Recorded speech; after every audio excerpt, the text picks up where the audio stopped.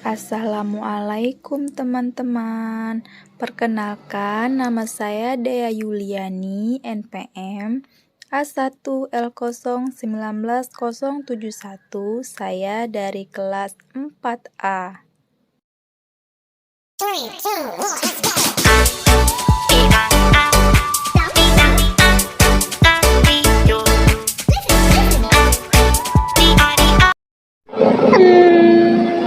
Oke, ya. Siap. 1, 2, 3, action. Assalamualaikum. Waalaikumsalam. Silakan masuk. Iya Mbak. Silakan duduk, Mbak. Iya Mbak, terima kasih. Ya. Apa kabarnya, Mbak? Alhamdulillah baik Mbak. Baik ya. Dari mana tadi? Dari rumah. Oh, dari rumah. Sendiri apa dengan teman? Tadi sendirian. Sendiri. Baiklah, biar kita lebih akrab lagi, terlebih dahulu saya akan memperkenalkan diri saya ya. Perkenalkan, nama saya Dea Yuliani dari program studi bimbingan dan konseling semester 4 Universitas Bengkulu. Baiklah Mbak, saya belum tahu nih mengenai identitas Mbak. Silakan. Ya Mbak, saya Ulfi. Mbak masih sekolah atau gimana? Ya masih sekolah. Oh, masih sekolah. Mbak sudah pernah mengikuti konseling atau sudah pernah mendengar apa itu konseling? Belum pernah Mbak. Ini baru pertama kali. Belum pernah ya. Jadi saya sedikit akan menjelaskan apa itu konseling biar Mbak paham. Ya Mbak. Konseling itu saya sebagai konselor Mbak dan Mbak sebagai klien saya. Apakah Mbak sudah mengerti? Ya Mbak, sudah. Sudah.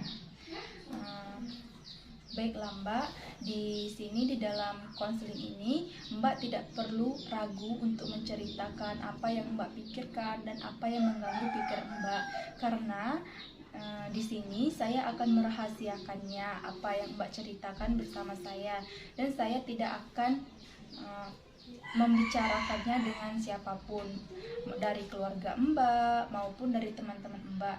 Yang mengetahuinya hanyalah kita berdua. Apakah Mbak sudah mengerti? Ya mengerti Mbak. Dan Mbak ini tidak perlu ragu lagi ya, dan harus terbuka satu sama lain. Baik Mbak. Mbak sudah mengerti? Ya mengerti. Oke, baiklah Mbak. Nah, apa yang menjadi pikiran Mbak saat ini sehingga mengganggu pikiran Mbak? Jadi gini Mbak, saya itu orangnya malas banget membuat tugas, dan tugas saya itu selalu menumpuk. Terkadang saya benar-benar tidak membuat tugas karena sudah telat. Sudah telat. Jadi Mbak ini malas membuat tugas ya. Ya. Nah, apakah Mbak sudah siap untuk menceritakan semuanya kepada saya? Ya siap Mbak. Oke, siap ya. Baiklah Mbak, kita beralih ke kontrak kegiatan baru. Maaf sebelumnya Mbak, saya belum tahu apa itu kontrak kegiatan. Baiklah Mbak, menceritakan kepada saya apakah yang mengganggu pikiran Mbak saat ini sehingga Mbak tidak bisa menyelesaikannya secara sendiri. Silakan Mbak ceritakan kepada saya. Jadi gini Mbak, saya itu orang itu malas membuat tugas, dan tugas saya itu selalu menumpuk. Terkadang saya tidak membuat tugas karena sudah telat, dan itu membuat nilai saya di sekolah tuh menjadi turun, dan saya tidak mendapat peringkat lagi Mbak. Begitu ya Mbak.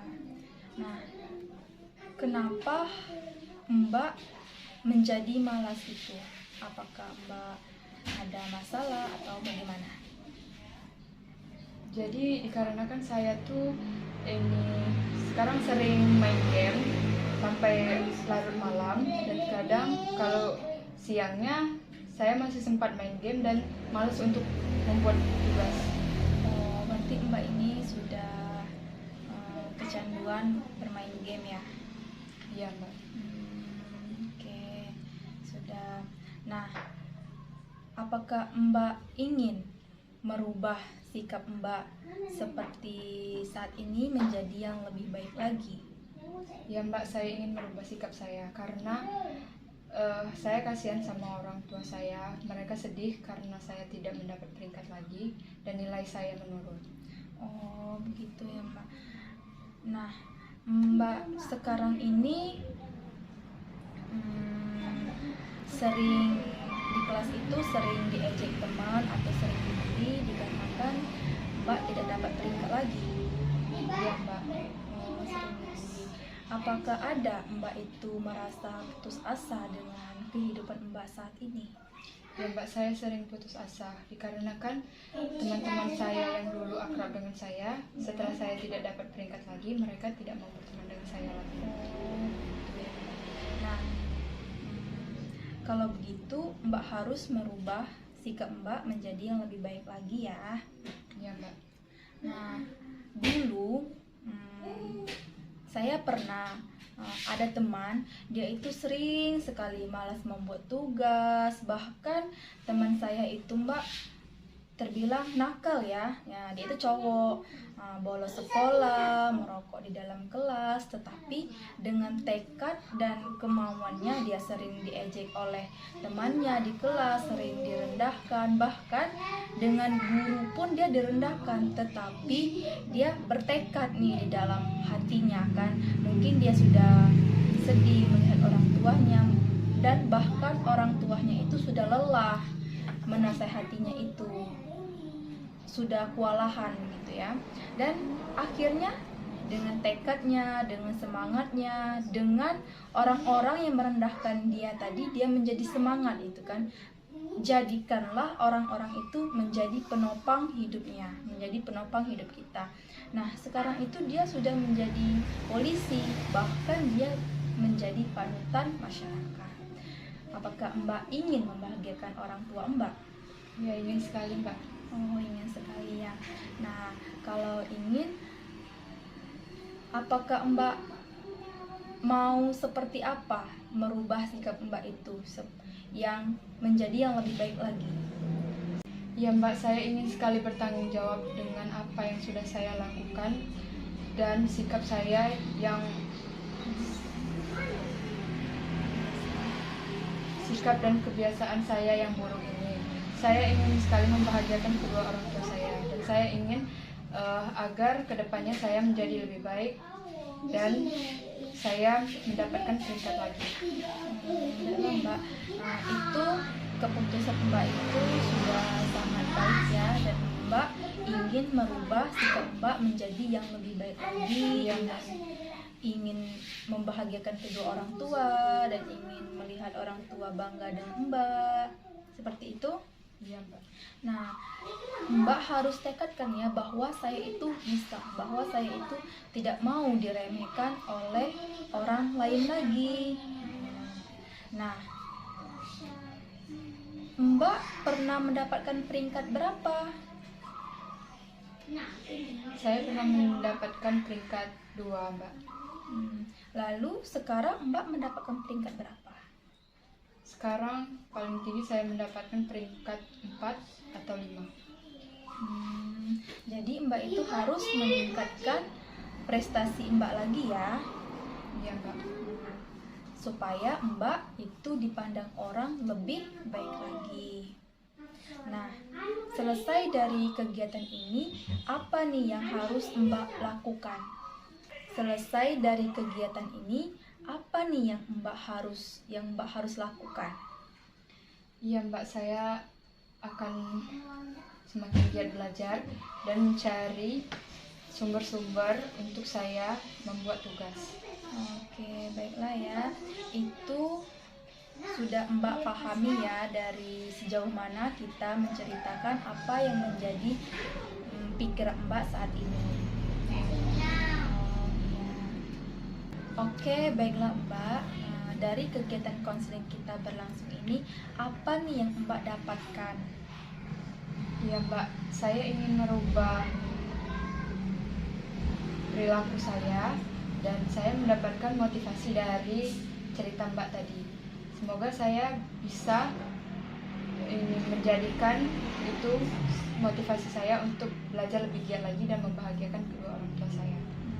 Oke, baiklah Mbak, itu sangatlah berpikir positif dan sangatlah baik ya. Dan saya harap selesai dari konseling ini, saya harap Mbak bisa berpikir lebih jernih lagi, bisa menjadi pribadi lebih baik lagi, dan bisa meningkatkan prestasi yang Mbak inginkan. Ya baik Mbak. Baiklah Mbak, kita cukupkan pertemuan kita pada hari ini. Jam sudah menunjukkan kita sudah harus mengakhiri konseling kita pada hari ini, dan saya harap Mbak bisa melakukan konseling lanjutan bersama saya setelah Mbak sudah memperbarui atau sudah menggali informasi yang lebih dalam lagi. Ya baik Mbak.